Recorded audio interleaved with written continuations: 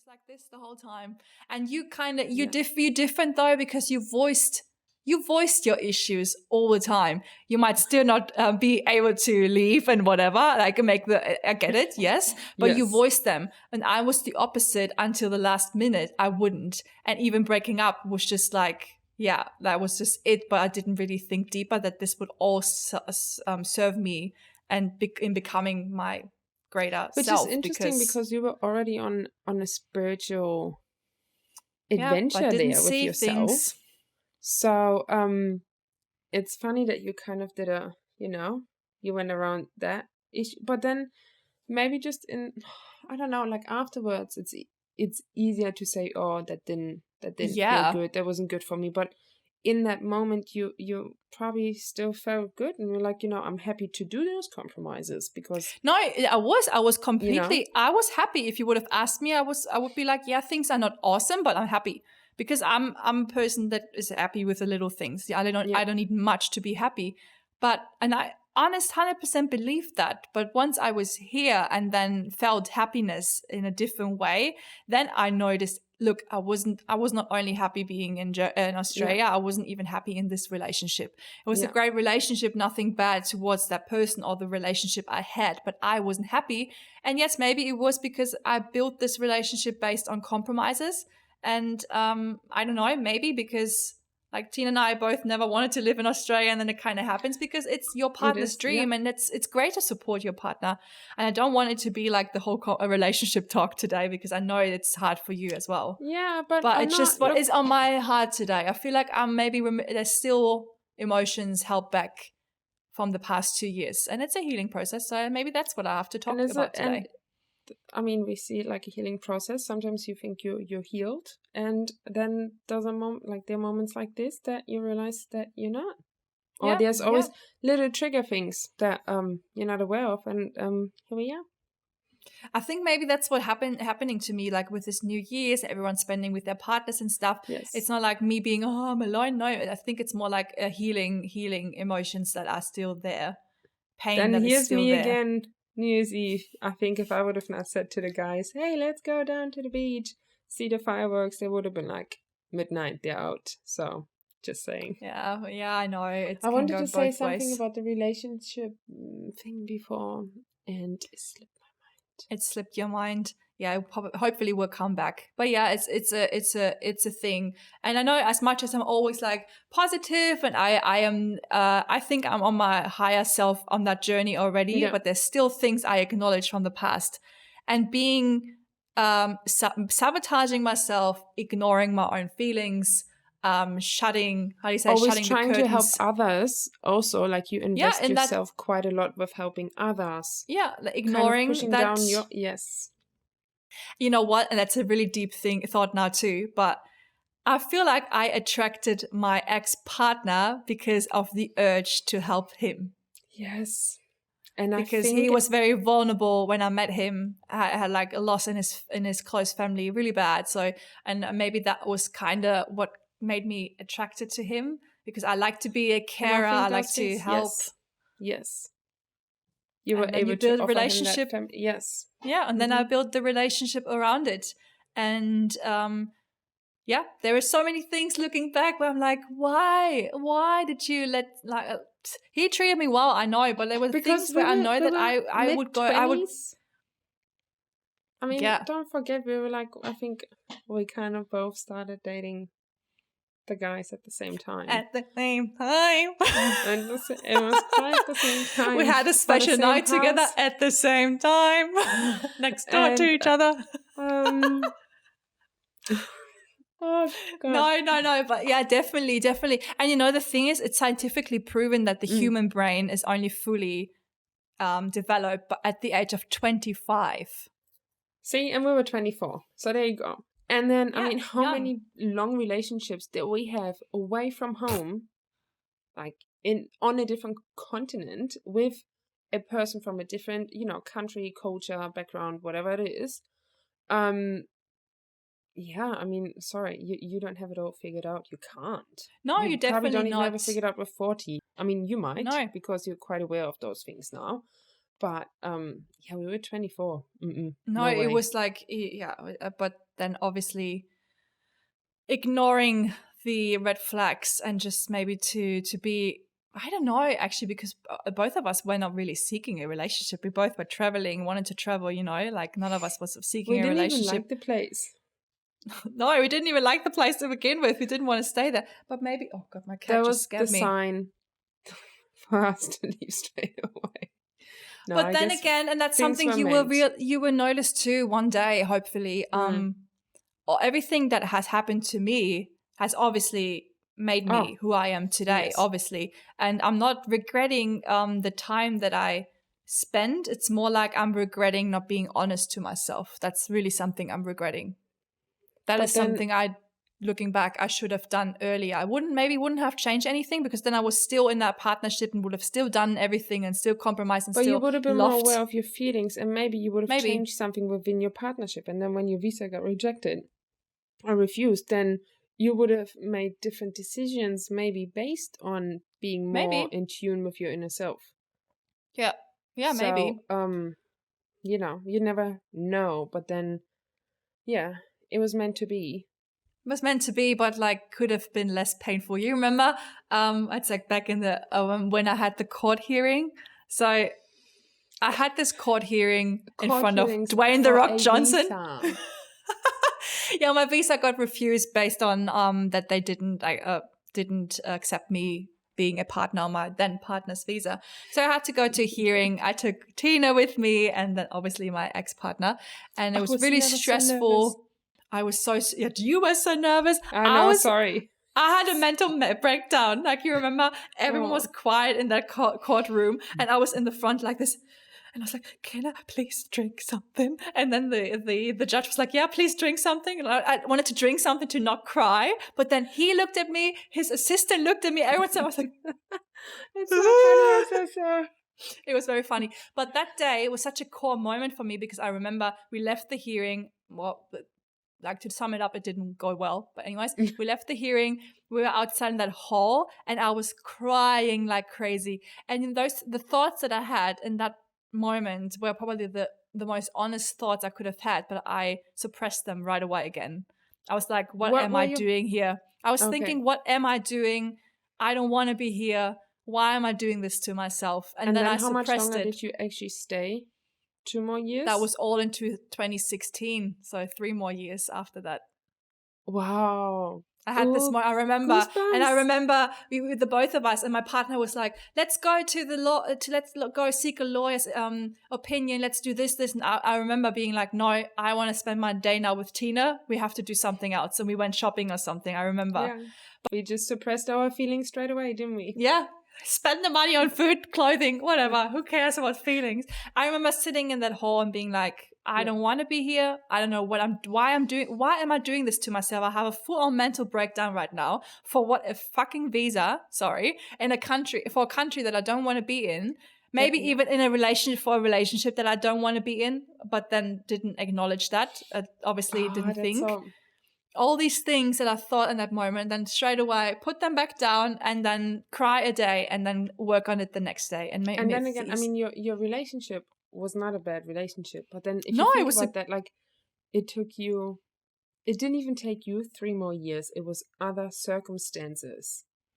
I would have 3 years later, things kind of came crashing down, which is like, why are we doing that to ourselves? And I'm in a place where I don't want to be.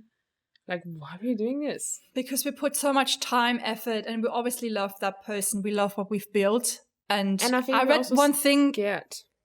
Yeah, it's scary. It's obviously scary. I would have never moved to Germany again if those things would have not happened to me.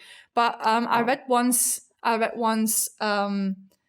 you can really, and that's just for me, and I'm very sorry that I have to say this, but it's like that you can really reflect on a relationship afterwards once you broke up, when you see that you can see that the love you gave, the effort you put in made this relationship a great relationship.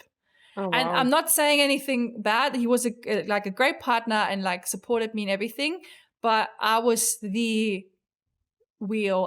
steering wheel in this relationship. Even though I didn't want to be there, I made it all work.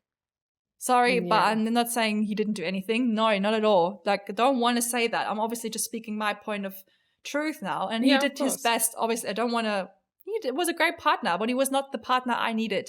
And I was the partner he needed, though. And that was the issue. Oh, yeah. I cry in 5 minutes. Give me 5 more minutes. I'm crying. And that's my thought from earlier, which is, and again, hey, I'm still in a relationship. But I, in my relationship, have asked myself, we have asked ourselves, like we've spoken about it, my partner and I, but it was the whole, if we would be in our normal environment, which for me would be, being back in Germany with my friends and families, and the relationship would be exactly the same, would I still be in that relationship? Yeah, that's a good question. I have an answer to that in my head, but I think, But the thing is, though, that the problems that I see in this relationship, they're not to do with my partner and me. It's the issues around it. It's the issues around it with being away from my family. Now with COVID, not being able to travel home, never wanting to build a life in Australia in the first place. Obviously, I wouldn't have that issue in my normal environment. Obviously not. But then maybe can it be as well that one is focused on other issues to not face the actual issues as well? Yeah, I don't know. You know what always annoyed me? Here I am hating Instagram posts and stuff. Well, it's not even before the like home is where your heart is. And sorry. Like, because that always says home is where your heart is, and I always understood it like, I go wherever you go kind of thing with your partner. Yeah, but your heart is not here. Like, your heart is at my home. Heart means, which, back then I thought that means my heart. Oh, I'm in love. So wherever my partner is where my home is. Now I'm like, no, that's my heart is where I feel comfortable. It has nothing to do with my partner. Maybe not even with my family or friends. Is it really where I want to be? And it doesn't mean you need to feel comfortable where your partner feels comfortable. Just doesn't. Yeah, no, if you're both on the same page, different story. But your heart has always been in Berlin because that's where you felt the most. Yeah, of course, the most happy. Maybe, I don't know. Of course, it might be because of all your friends and your support system, or maybe of the life you had. I don't know. It might be different things. Maybe I don't know. I mean, I guess it was an average life, and I sometimes feel like the things that I achieved here, thinking from that point of view, that I achieved here, maybe I would have never achieved in Germany. No. Who knows? And I always try to tell myself, instead of, if I would have been in Germany all this time, my life would have been better. I'm always telling myself, like, who knows what a. But you can't change this anyways, because that's your life right now. It doesn't matter what would have been. It just, but then obviously you don't want to. I want to go back to Europe eventually. The sooner the better. Yeah. And then, but you don't want to stop in life. Yeah, but doesn't mean you stop. That's a scare, though. That's the biggest scare to make that jump. No. What I mean is like you're not just gonna go to work, come back home, eat, sleep, repeat kind of thing. Now we're starting building things. So now we're building a business. We started a business.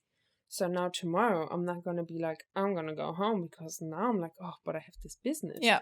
We have a dog. Like, who has a private jet that they want to give to me so I can fly my dog home? Thank you very much. You can fly your dog home in cargo too. That's not an issue. I know, but I don't want to. I know. Sorry. But Zara survived too. Don't worry. No. But like then it's like, oh, but now I have this. Now I have this. Now I have this. Oh, if I go home now, like, and I think, I'm probably just tell myself, it is going to be so scary going back home. I mean, I know that I'm by myself would easily fit in again, but going home with a partner is a whole different story. Yeah, that's why it was easier for me to be like, let's go to a new country where it's a fresh start for both of us, instead of taking you home to my surroundings where I'm. But then you got so many people here that can help both of you. Like, you don't have to do, that's the thing, that's a mindset you're in, or like I was into, or I have to do it by myself, because in Australia, you do everything by yourself because it's just you and your partner, and you are a steering wheel as well in that relationship. Yes. So you always think about, okay, can I do it? And then you forget there's other people that can help you too. You don't have that in Australia. You have that there that could help and be like, yeah, it's different. It's just things you got to acknowledge. And I acknowledge them afterwards. And I think maybe everyone acknowledges them afterwards, because in a relationship, you obviously don't want to, because you're happy with that person. Some people don't acknowledge it afterwards, and they would maybe run into the same relationship. Well, not the same, but like in same patterns again. Yes. Yeah. So I guess that's a big step that you've took already, realizing. Well, let's see what my next relationship looks like. If I fall back into the old patterns again. Well, I have this podcast to show you then. Yeah.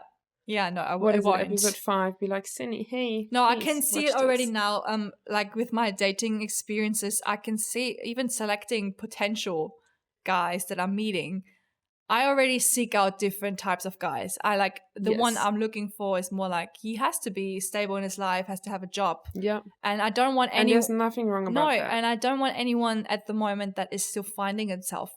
I don't think there's anything wrong with studying again or trying to, but at this stage in my life, I want you to be stable, and I don't want to have someone that I have to steer again in life. I actually would appreciate someone else guiding me, or at least us both steering.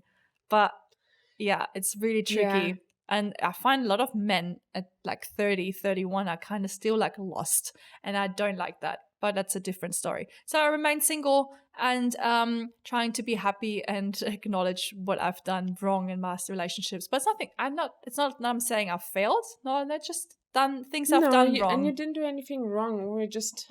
And no, also, I think there's some things I've done wrong, definitely. I ignored my own feelings. That's a mistake I've done. And I could have just way quicker. And the thing is, that's a difference. Like, for me, like, loads of things went wrong in Australia. And there's so much crying that I could have just prevented if I just listened to myself that day in the hall and just would have been like, I got to rethink my whole thing. And I did not. And I think that was wrong, looking back. I don't think it's bad because I learned out of it, but I could have prevented myself a lot of pain because it was painful. I had a full-on mental breakdown that day. Because you didn't realize at that point that the next 3 years in your case would be so painful, annoying, stressful. Yeah. But you were too scared of the stress and pain that you would experience if you would pull yourself out of that situation straight away. Make the cut, break up, and make the cut, go back to what unknown. At this stage, you've been in Australia for 2 years. You kind of build your life, like making the cuts and going back home. Going back to your parents' place. Funny enough, I've had to do this then back in 2020, but like back in 2016. Yeah, it was 2016. Or 2017. But again, I don't know. Lucky that your parents had room to take you in. All these, exactly. What if they wouldn't and all that stuff? Like, I mean, I traveled with a cat. I took Zara over from Australia. It was like a lot of stress. But no, back then, like back in the hole in 2016, I wasn't, the thought of breaking up and starting fresh was so scary. And then now looking back at everything that I've done and having to go through exactly what I was scared of, and still am where I am.